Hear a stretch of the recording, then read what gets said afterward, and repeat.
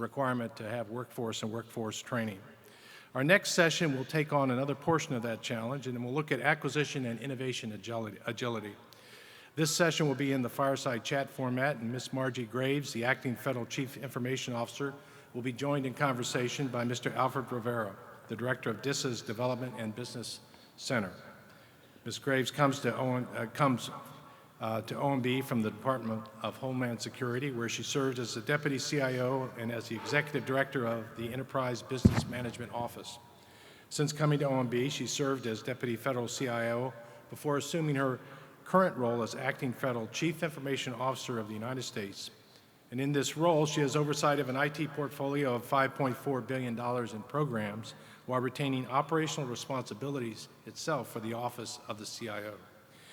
Mr. Rivera has overall responsibility for the development of DISA's core services and capabilities provided to DoD's mission partners. He is responsible for the requirements processes for the agency to include technical feasibility studies, new innovation, proposal development, and overall mission and partner portfolio management. I've gotten to know Mr. Rivera in several years now that we've helped together to bring our teams together and put this event on. I would compliment his innovative spirit, energy, and enthusiasm, and frankly, his professional competence in all aspects of IT, but also all elements of DISA. Ladies and gentlemen, I'd like you to please welcome to our stage our two speakers. Thank you. Thank you, General Wood. First of all, I want to thank everybody for coming back, and we have a great session, myself and Margie. Let me kind of give you some background first. About 10 years ago, I don't know, around that time frame, GSA was starting to stand up a cloud computing council, and that's when I first met Margie, when Casey Coleman, who at that time was the CIO over there, had said we're going to start thinking about where we're going to go with cloud computing. And so she had pulled some of the seniors all over the board, all over the federal space to start talking about what do we need to do to go to cloud computing. And so I met Margie then, and it's been a great relationship, and we're just thrilled that she can come here and spend some time and kind of give us her perspective from the federal level. So hi, Margie, welcome. Thank you, Alfred.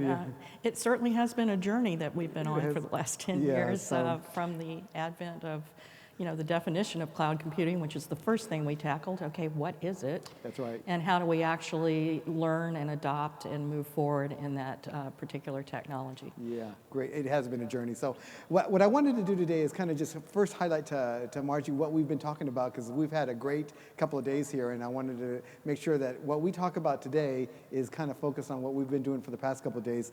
In the last 2 days, we've focused on identity management. I know that's something that's really important to you, is how do we think about identity in the future, protecting our folks and all that stuff. We've talked a lot about software-defined networking, software-defined everything, where we start virtualizing not only the network, but virtualizing the computing environments, and so it's seamless from a resilience perspective and an availability perspective. We've talked about the gray network, and the gray network is, as we think about it, is starting to become agnostic to the network itself and building this secure thread between the end user all the way to the data in whatever network you want to use, from the unclassified networks, the internet, to any coalition network. And it's really focused on how do we start sharing information on a transport level that is agnostic. Obviously, one of the things that I know you're close to, and as you think about things, is mobility. Our perspective here is not only just looking at mobility being that endpoint, and it's becoming that platform agnostic tool for the warfighter, but it's also, how do we start addressing the different classifications? One of our panel members yesterday was talking about cyber innovation, and he brought 4 mobile devices, and he says, I use these all day long. So different networks that he has to play with. We got to get probably away from one in a skiff and 2 outside. Exactly. And one that's personal. And it's personal. Exactly. You were spot on. So I think we've all lived in that world. Exactly. So.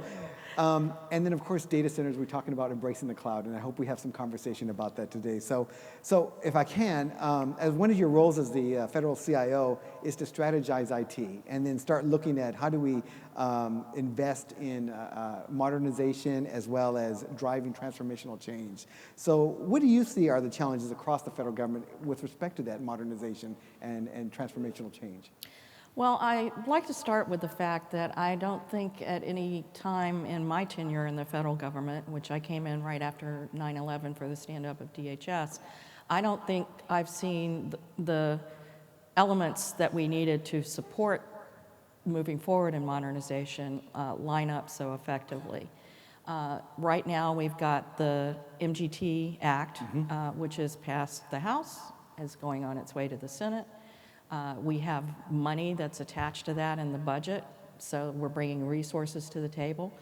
We're looking at agile acquisition and putting in some government-wide contracting capabilities that would allow people to adopt certain shared services and those microservices, one of which is near and dear to my heart, which is identity management, identity management as a service. And then ultimately, we have some of the talent that we're bringing to the fore that actually works with these technologies, and we can place them in agencies. Agencies can build their capability and their muscle strength in that arena and can actually apply those to the programs that they have that they need to modernize. And for the last 2 years, we've been taking a very hard look, and people have been lining up against understanding their environments from a cybersecurity standpoint and being able to know where their high-value assets are placed and what the level of data protection needs to be, because I know in DHS we had a myriad of missions all the way from FEMA, where you're dealing externally with the public most of the time, all the way to the intel part of the equation, which we had an INA organization, as well as our cybersecurity, which resided under NPPD. So there was a lot of intelligence activity, and then there was a lot of very open activity, and everything in between. So the use cases were a myriad of cornucopia of approaches that you would have to take in order to serve each one of those missions. And that's really the end game, is the effective delivery of mission in a secure manner. Yeah, and we've talked a lot about that last couple of days on the real end game here is making sure the mission is completed. So all the aspects of technology is how are you making sure, what is the problem statement for the mission partner? Yeah, modernization is simply a tool that you use to get there, and hopefully you get there faster and more effectively. Yeah. You know, you talked about, and you said it up front about the cybersecurity and all this stuff, and, you know, with the new cybersecurity executive order, you know, there was some key points of it was focused on risk management, critical infrastructure resilience, cyber deterrence, and cyber workforce development, of course, the people and all this stuff. So what do you see are some of the major undertakings that as part of, in terms of looking at this executive order, what do you see those as, what are your priorities in specifically across those 4 functional areas that it talks about? Well, 2 things that we've done that I think are the most important is when you look at the 2 aspects of the EO that we're pursuing, one of them is the risk management plan that's going to be turned in August by each of the agencies, and they're going to take a hard look at exactly what their prioritization is in terms of what applications and environments they address first in improving their cyber posture and how they use the modernization techniques that we've put in place to actually do that. That is based, of course, and judged by the NIST cyber framework, which is something that we've been working with for 3 years now. Yeah. And I think one of the most important things that we've done with the NIST framework is we have emphasized the ability to accept risk and to define risk and to operate in an environment where you actually are savvy enough and know enough to describe and articulate what risk you're willing to accept. You can never go all the way to 100% of capability, because on the maturity model, there are some things that don't need to be protected at that level. And on the maturity model, it also is cost prohibitive at a certain point, and the amount of return you get for the amount you invest doesn't necessarily make you more secure. Yeah. So all of these aspects are feeding into the way agencies will actually develop these risk management plans. So the second piece of that equation is the modernization piece. It's a subpart of the EO.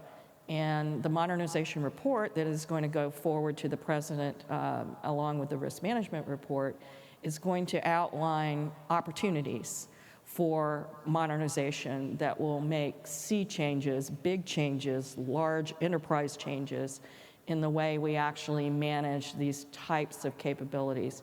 and particularly in the networking area, and you mentioned software-defined networking, you mentioned gray networking. That is something that we're exploring. We're looking at different architectures for the TIC. At the time that we put the TIC in place, there was a policy that we developed, and it was right for the time and place in which it was developed.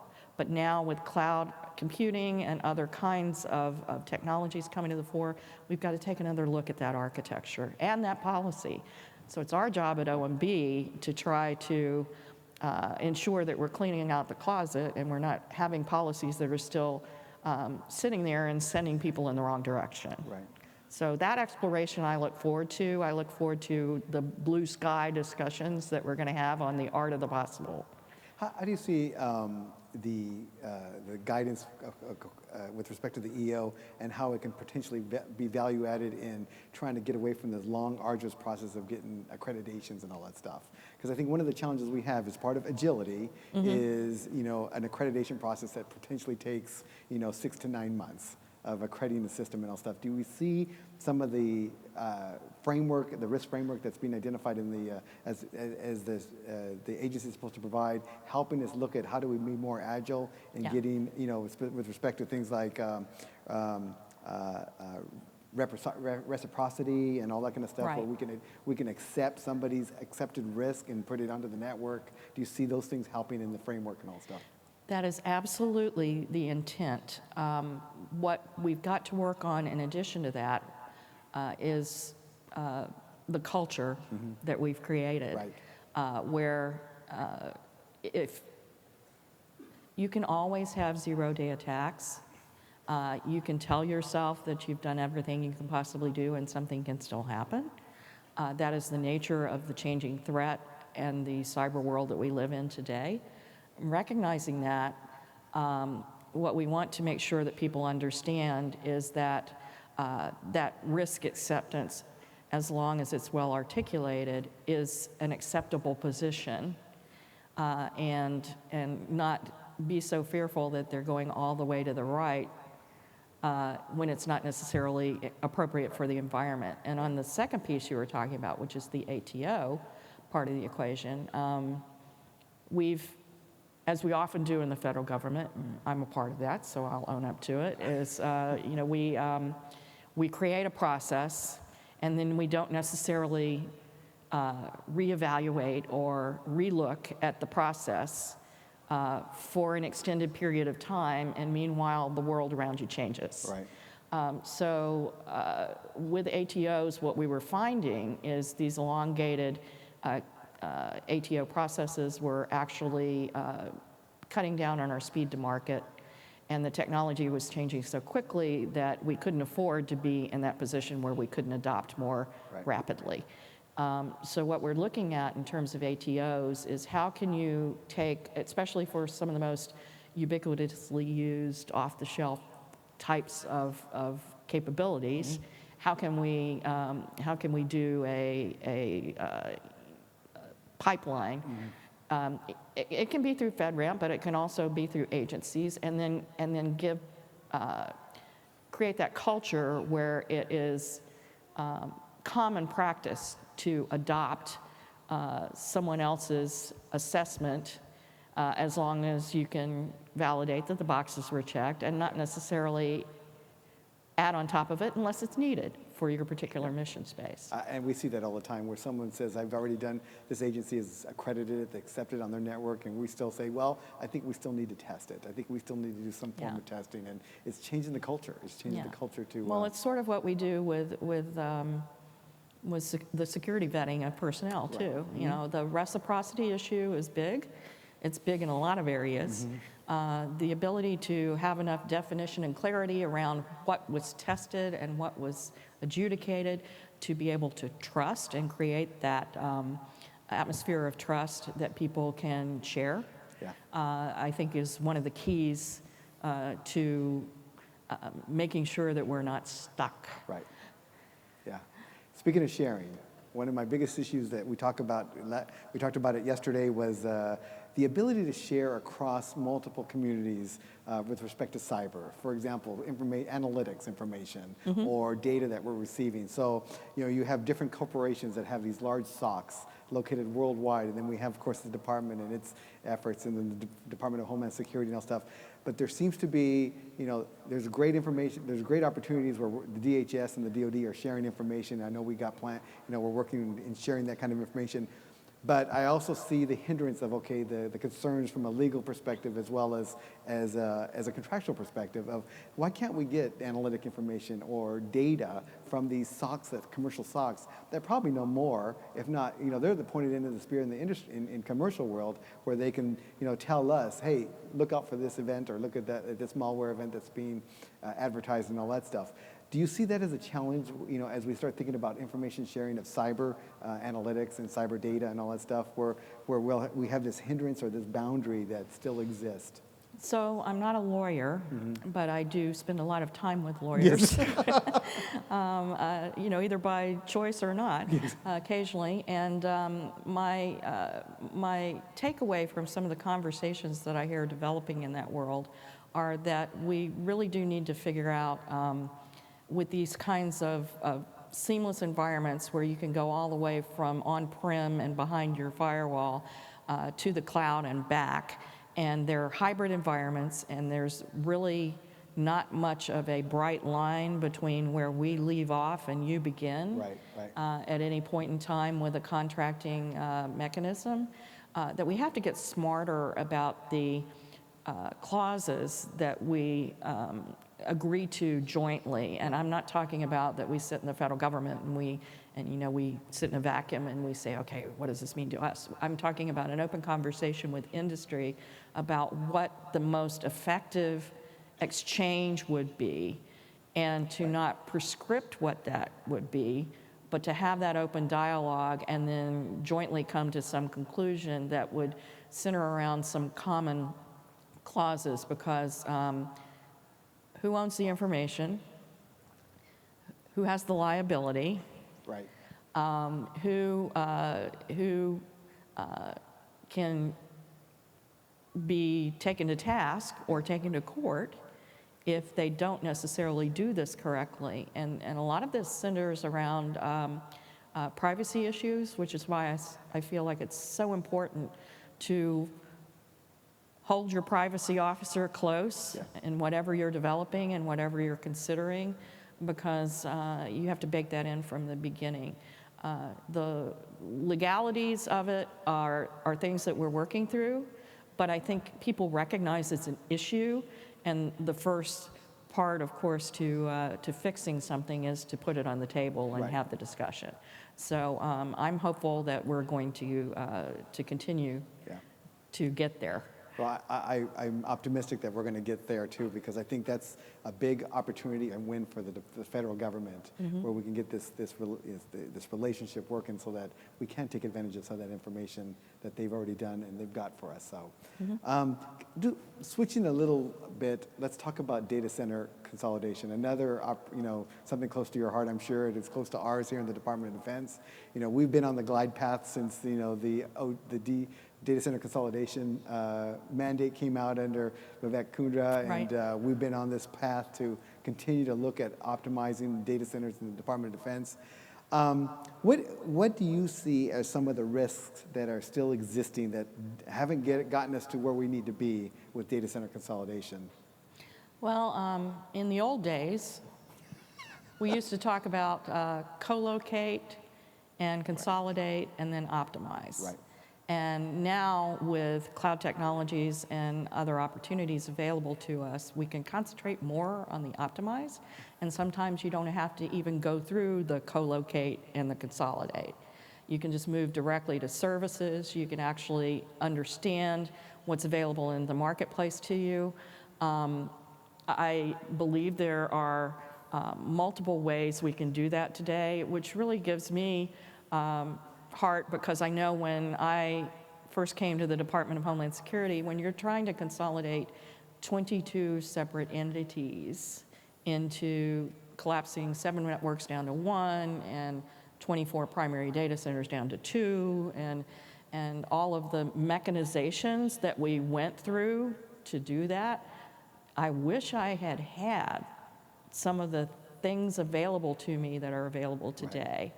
I think I could have gotten there a lot faster. There's still the gnarly stuff, you know, like we all have it. We have the we have the mainframes, we have the COBOL code, we have the things that were built kind of as behemoths and you know, the large transaction volume processes that we have to do within the federal government. Some of those within DHS are, of course, you know, checking people and cargo coming across the border at TSA, people coming on and off of planes, as well as cargo going on and off of planes.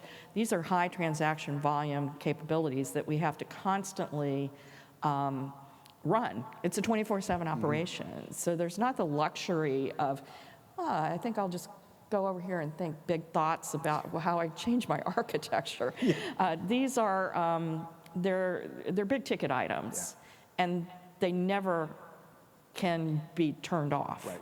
So the only way to get there is to start peeling off these microservices that we talk about, you know, identity management, light workflow case management, different things that you might be able to pull off the top that are actually part of the business process, and you keep working back until you get down to that core that we're talking about, which might actually have to be refactored, which is a, you know, a nasty word because it means a lot of work, but it is something that we have to address.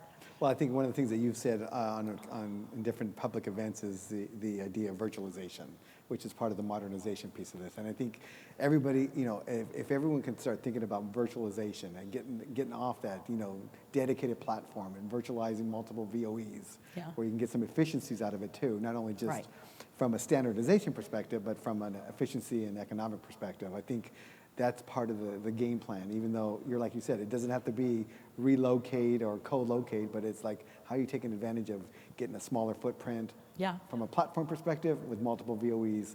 We're focusing very heavily on that as we build our coalition networks and looking at virtual data centers as a concept of virtualizing all the services that we offer to our coalition partners under, you know, a common platform with multiple VOEs. So, so I think that's where you've always talked about that. So I think that's. So JIE, I've watched it very closely over the years, and I've seen huge progress, not only within the Department of Defense, but in the way that we actually do business together between the various agencies in the Department of Defense by what's happened there.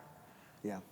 So that leads me to, I think, another area, and that's standardization. Of course, you know, standardization can be taken different ways. One of the things I've seen, or I've talked a lot about, is the fact that I think we all know we want to have standardization, but we still have, I would say, conduits that exist, pipelines that are independent, and so they're still doing their own thing. And so how do you embrace or encourage standardization when you still have communities of interest that still try to do their own thing? And I think the challenge here is is it okay to have multiple standards and multiple solutions out there, or what? How do you see it from your perspective? I would center on the core capability. I think we can always find the common ground. If we can find the common ground and then scale it and have that be an effective service that actually delivers, I think oftentimes what we get into in terms of issues is you know, we put a service together, we gather requirements, and then people start hanging the kitchen sink off of the core service. What I'd rather talk about is we keep the core service, and then we try to keep our processes and our approaches within the configurable side of the equation as opposed to the custom side of the equation. It allows you to be much more flexible. In some instances, that doesn't work. I wouldn't say that it's a panacea. So we do have to be conscious of the fact that there will be sub-processes, but I would almost rather modularize those and work with the open APIs that we have available to us today that allow us to integrate more effectively and much faster. to be able to chain those pieces of the business process together so that you can, at any given time, either have the core constantly upgraded, because the core will be the thing that's available in the commercial marketplace that by design, if they're going to remain competitive, they actually have to upgrade it. Right. So if it's going to remain competitive, it's going to be upgraded. The rest of the pieces in the equation that are modularized, if you can pull one of those out and make it the better version of itself Right. at any given time, then you're not having to look at the entirety of everything that's connected every time you try to change it. Right. It's an impossible task. Yeah, it makes the task look almost behemoth. And all Yeah, stuff. it's Exactly. insurmountable, and Exactly. it makes people step away from it Exactly. Yeah. from the very beginning. So I'm going to circle around, go back to the cyber security policy. We talked about one of the tenets is the workforce development. But let's take that more than just cyber. But in the federal space, as we get a more dynamic world in terms of new capabilities, new technologies, skill sets, lack of gaps in skill sets and all stuff. Tell me what you think about how do we, and I know this is something that you feel very a lot about, is the workforce development. Our plans for workforce development of getting the federal workspace up to the levels where we need, from a technology perspective, from a process perspective. Any ideas on that? Well, just like a lot of my compatriots that work in the acquisition world, they say it's not about the FAR, it's about the interpretation of the FAR. I would argue that sometimes it is about the FAR, but the hiring practices and the vetting processes and the steps that you have to go through in order to get talent into the federal government makes a lot of the people that normally would come and would want to serve, they can't hang around that long. It's just too long a process. So some of the hiring flexibilities that we've already put in place, like the digital services and the cybersecurity and the InfoSec, all of the direct hire capabilities where we can get people in and into government faster. And it's not even just about our core workforce, but it's about the exchange between industry and government, making it easier to rotate in and out, keeping obviously the ethics issues in mind, but the ability to rotate in and out so that people would, for example, in CyberCorps, would come in maybe at the beginning of their career in an exchange, and they would do some rotations in the federal government. I can guarantee you that spending a year on the fort would be an eye-opening opportunity for any cyber analyst that I know, and the amount of responsibility and visibility and understanding of situational awareness that you would gain from that is like no other place on earth. Yeah. That's exciting to a lot of the recruits that I talk to out in the universe, making it easy for them to do that, and then they rotate out into private sector and they gain some product development capability and some business capability that they learn in the private sector, and then they can rotate back in maybe mid-career and lead a team of some sort. And then ultimately at the end of your career, you could rotate back out to private sector and then rotate back in at the end of your career and try to affect some of the changes that we're talking about today, the systemic changes that we want to address and the barriers that we want to take down so that we can actually make this flow. Yeah. The military does an exceptional job with the National Guard and with also, the rotations that people do once they've served. They go back out into private sector, but they come back in and they're reservists. There are ways to do that, I think, for the IT workforce. The military has a good model for that. Yeah. I do believe that what we have to do is we have to figure out the issues associated with the selling aspect Right. of not, and it's a concern. We do have to address it to make sure that it's not used as a venue for how you would just sell back. Right. That's kind of thing. Yeah, I think we're always in an uphill battle with respect to, of course, our competing with industry in terms of the, obviously the salaries and all stuff. But I think it's also on our side, the ability to show that we're supporting a good, the purpose of why we're doing this, what our mission is, and all that stuff. And so that's part of the sales. Nobody can tell you until you've come into it. I came to government service mid-career. Nobody can tell you until you've actually come into it what it means and how impressed you are going to be with the people that you work with, how engaged you are going to be at the ideas and the conversations that you're allowed to have, and how incredibly privileged you are to have the kind of impact you might be able to have on the bigger ticket items.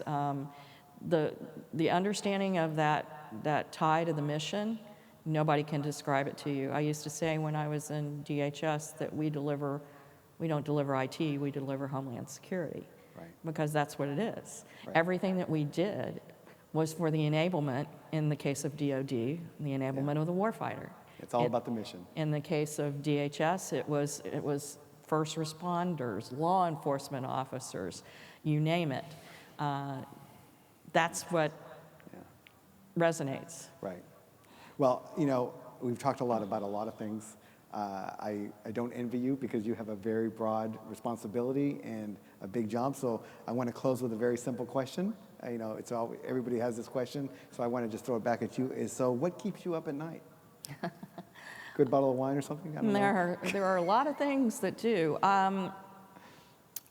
I think what keeps me up at night is knowing some of the things we fix and not being able to get there fast enough. It's tough when you can see it. It's right in front of you. You know that you can avail yourself of the solution, but not being able to get there fast enough, and then having things change around you to where even the point you had set for yourself has moved. Yeah. So that is true in cyber, that is true in modernization, that is true in getting the right talent into the federal government. It's true in working effectively with Congress and getting the right resources to the table.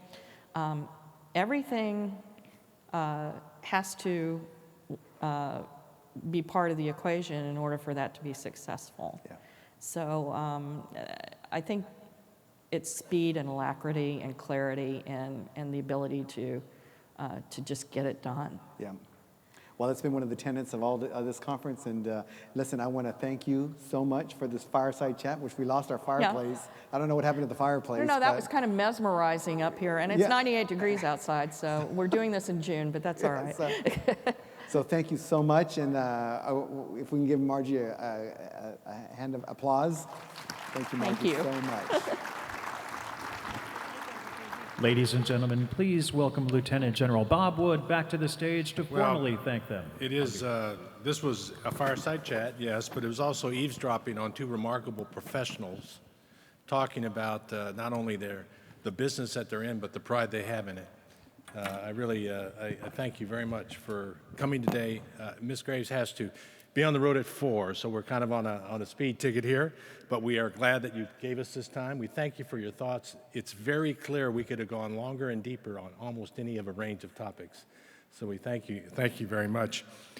We now have an opportunity to close the day, and with a final focused networking session that will take place in rooms 321 to 324. These are deeper dives on some subjects that were important to attendees and to the government and to DISA.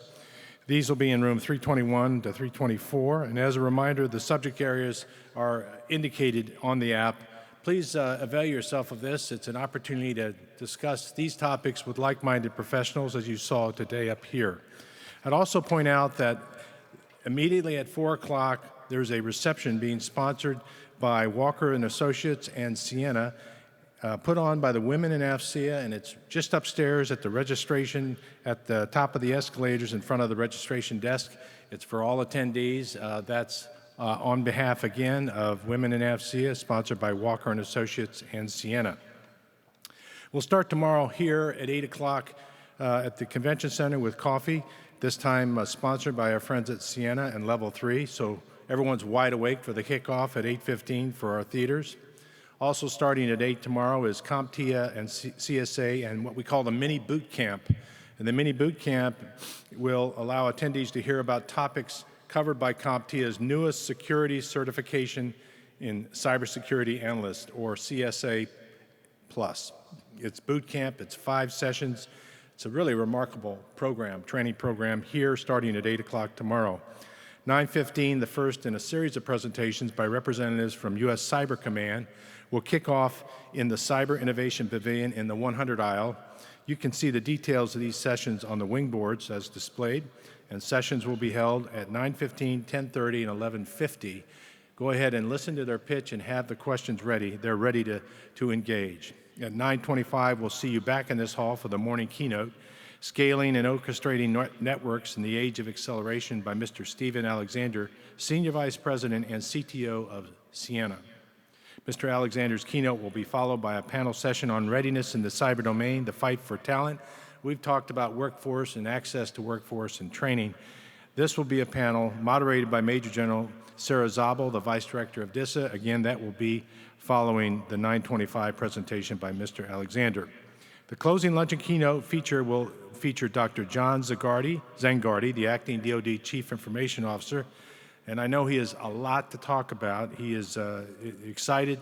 We're excited to see him in the role, and he's doing remarkable work putting out some policy guidelines and initiatives that I think you'd like to hear, and that'll be at lunch tomorrow. The closing luncheon will have 2 special opportunities. After lunch at 2:30 up on the registration level, we will have the Meet the Seniors session. That'll be all of the seniors in DISA available to have conversations one-on-one. We set it up in an informal setting. You have the opportunity to meet and greet and talk and discuss things important to you and important to DISA. This informal networking session will, as I said, go till 4 o'clock.